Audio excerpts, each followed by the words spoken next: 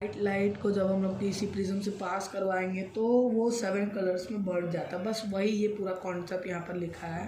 ठीक है, आगे देखो, ये एक एक लाइन समझ लो। देखो, जो ग्लास प्रिज्म होता है वो डिस्प्रेट्स मतलब अलग मतलब टूट जाता है, वाइट लाइट को तोड़ देता है, splitting into the constitutional 7 total 7 colours में स्प्लिट कर देता है, creating a rainbow like spectrum. जब भी बारिश होता है ना, तो रुको, बारिश वाला कॉन्सेप्ट आ गया, अभी मैं नहीं करूँगा। ड्यू टू द वेरिएटिंग रिफ्रैक्शन, देखो यहाँ पर भी रिफ्रैक्शन आ ही गया है, डिफरेंट ऑफ अ वेवलेंथ। देखो यहाँ पर ये हो जाता है, आप देखे होंगे कभी कि लाइट को हम लोग जब भी पास करवाते हैं, एक सेकेंड इसका लेंथ बढ़ा देता हूँ। जब भी कोई लाइट को पास करवाते हैं प्रिज्म से, अचानक वो थोड़ा तो बेंड हो जाएगा, लेकिन कुछ 7 कलर्स के फॉर्म में बट जाएगा। ठीक है, वाइट लाइट को जब 7 कलर्स के फॉर्म में बट जाएगा। इसको कैसे याद रखोगे तुम लोग, इसको कैसे याद रखोगे? देखो, सबसे ज़्यादा जो देखे, पहले हम लोग का टोटल 7 कलर्स में बढ़ जाता है। ये जो पैटर्न है इसको याद रख लो, रिमेंबर कर लो। ठीक है, ऐसे ही अब मत लिख देना एग्ज़ाम में जाके कि भाई ऐसे मत लिख देना कि रेड उसके बाद येलो फिर ब्लू फिर ऑरेंज फिर ग्रीन फिर वायलेट, ऐसा मत लिखना। ऐसी जैसे ही लिखा वैसे ही 7 कलर्स में बढ़ जाएगा। ठीक है, ओके, अब आगे बढ़ते हैं। अब देखो, वाई डिस्पर्शन, सॉरी एक सेकेंड, यहाँ पर पूछा है कि वाई डिस्पर्शन लाइट अकर्स, क्यों होता है ये?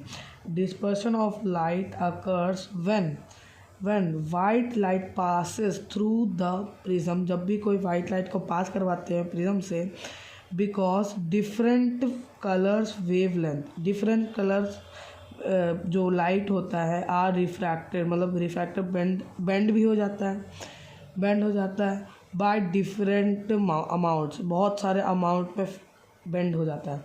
अब आता है recombination of a spectrum of a light lamp. अब क्या किया है, दो प्रिज्म को यहाँ पर रख दिया, यहाँ पर 2 प्रिज्म को उल्टा सीधा करके रख दिया, ये सीधा ये उल्टा करके रख दिया। अब बोल रहा है देखो, recombination of a white light involves emerging the separated color, separated एक सिंगी क्या है, हाँ, separated colors created a prism or a similar device resulting the, ठीक है, देखो यहाँ पर क्या बोला कि एक प्रिज्म और एक और प्रिज्म को रख दिया है। यहाँ पर ये लाइन को हटा दे तो अजीब लग रहा है। ठीक है, यहाँ पर क्या बोला है कि 2 प्रिज्म को उल्टा सीधा करके रख दिया। अब क्या हुआ कि लाइट को मैंने जब पास करवाया, इधर से बीम ऑफ लाइट आया, वो बेंड भी हो गया साथ ही साथ, और 7 कलर्स में बढ़ भी गया। जो 7 कलर्स था वापस वो क्या हुआ, यहाँ से ऐसे करके वो इस पे आ गया, फिर से इस पे टकरा गया प्रिज्म पे, जिससे क्या होगा कि वापस से वही येलो कलर लाइट में चला जाएगा और वाइट लाइट स्पॉटेड, मतलब वही सेम लाइट बन जाएगा। ठीक है, अगर 2 प्रिज्म को एक साथ उल्टा सीधा रखोगे। अब आता है रेनबो फॉर्मेशन। अभी यही बताने वाला था कि रेनबो कैसे बनता है। तो देखो, रेनबो कब बनता है, आप देखेंगे ज़्यादातर जो रेनबो बनता होगा बारिश के बाद बनता है। द रीज़न इज, जो हम लोग का बारिश होता है तो ड्रॉपलेट्स में होता है। तो होता क्या कि जब भी कोई सूरज का लाइट ड्रॉपलेट्स को एयर वाटर ड्रॉपलेट से ऊपर फ्लोट करते रहता है, एयर वाटर ड्रॉपलेट से जैसे ही टकराएगा, एक सेकेंड, एयर वाटर ड्रॉपलेट से जब भी टकराएगा तब क्या होगा, यहाँ पर एक जो ड्रॉपलेट होगा वो प्रिज्म का काम करेगा। जो क्या करेगा, वो 7 कलर्स में बांट देगा और इधर जाके वो रिफ्लेक्ट हो जाएगा, इधर भी जाके रिफ्लेक्ट हो जाएगा, इधर जाके फिर वो वापस 7 कलर्स मतलब रेनबो में, मीन्स एक ड्रॉपलेट, बहुत सारा ड्रॉपलेट मिल के ये हम लोग का रेनबो का फॉर्मेशन होता है। ठीक है, चलो देखो यहाँ पढ़ते हैं लाइन बाय लाइन। ठीक है, लाइन बाय लाइन पढ़ते हैं। एक सेकंड गाइस, मम्मी थी। देखो, रेनबो क्या बोला है कि यार, rainbow is a natural optical phenomena, बहुत ही रेयर और नेचुरल होता है। Occurs when the sunlight is dispersed, refracted and reflected by the water droplets in the atmosphere. जब भी बारिश होने के बाद जो वाटर ड्रॉपलेट्स फ्लोट करते रहता है तो वो क्या करता है, प्रिज्म के तौर पे काम करता है, जिसमें क्या होता है, उसमें रिफ्रैक्शन अकर होता है, जिसमें 7 कलर्स में बट जाता है। ठीक है, बस यही होता है एक सर्कुलर आर्क में। देखो यहाँ पर रिफ्लेक्ट होके वापस बाहर निकल गया। अब आता है हम लोग का क्या आता है, अब हम लोग का आता है रेनबो फॉर्मेशन। रेनबो का कैसे फॉर्मेशन होता है, तो यहाँ देखो आफ्टर रेन जब हो जाता है, there are many tiny droplets of water still in air. हाँ वही, मतलब कुछ कुछ ड्रॉपलेट्स रह जाता है जो फ्लोट करता है। When sunlight falls on this air droplets, जब भी ड्रॉपलेट्स पे फॉल करता है, these droplets act as a tiny prism, वही छोटा छोटा prism. sun rays falls on these droplets, the rays get the first refracted, then internally reflected and refracted again। देखो होता क्या है, यहाँ पर रे हम लोग का आया, ऐसे आया, यहाँ पर रिफ्लेक्ट हुआ, उसके बाद मतलब 7 कलर्स में बट के वो सारा लाइट रिफ्लेक्ट हुआ, जिसमें जाके वो बाहर निकला 7 कलर के साथ। अब देखो, due to this difference of colour of a light are bended at a different angle and we able to see spectrum from the form of a rainbow. मतलब वही इस चीज़ के वजह से ही जाके हम लोग रेनबो देख पाते हैं अपने आई से।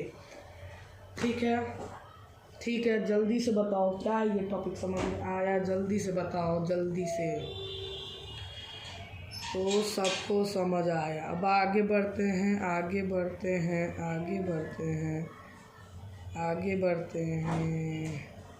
अब क्या आता है, अब हम लोग का आता है एटमॉस्फेरिक रिफ्रैक्शन। एटमॉस्फेयर में कैसे रिफ्रैक्शन अकर होता है, ठीक है। तो यहाँ देखो, व्हेन रिफ्रैक्शन अकर्स, जब भी रिफ्रैक्शन अकर्स होता है, व्हेन रिफ्रैक्शन अकर्स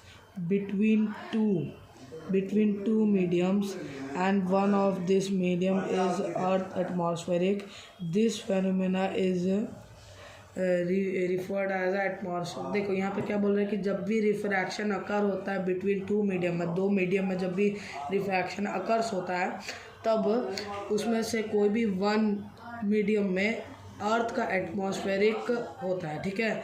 तो इसी फिनोमेना को हम लोग क्या बोलते हैं, एटमॉस्फेरिक रिफ्रैक्शन। ठीक है, क्या बोलते हैं, एटमॉस्फेरिक रिफ्रैक्शन। क्या बोलते हैं गाइस, एटमॉस्फेरिक रिफ्रैक्शन। अब आगे बढ़ते हैं कॉन्सिक्वेंस ऑफ एटमॉस्फेरिक रिफ्रैक्शन। ठीक है, क्या क्या होता है रीज़न, यहाँ पर देखो, यहाँ पर भी फ्लो मंत्रा दिया हुआ है, यहाँ पर देख सकते हो। यहाँ पे क्या होता है कि एटमॉस्फेरिक रिफ्रैक्शन होता है, twinkling of stars, planet do not twinkling. ठीक है, एक सेकंड को मैं भी समझ जाता हूँ, उसके बाद मैं आपको बताता हूँ, ठीक है। अच्छा, ये सब कुछ कॉन्सिक्वेंस है एटमॉस्फेरिक रिफ्रैक्शन का। तो ट्विंकलिंग ऑफ स्टार ये होता है, ट्विंकलिंग ऑफ स्टार्स होता है, planet do not twinkling, planet नहीं ट्विंकल करता है, स्टार्स अपीयर अ स्लाइटली, जो स्टार्स होता है वो slightly higher than the actual position, वो थोड़ा ज़्यादा बड़ा लगता है उसके एक्चुअल पोजीशन से।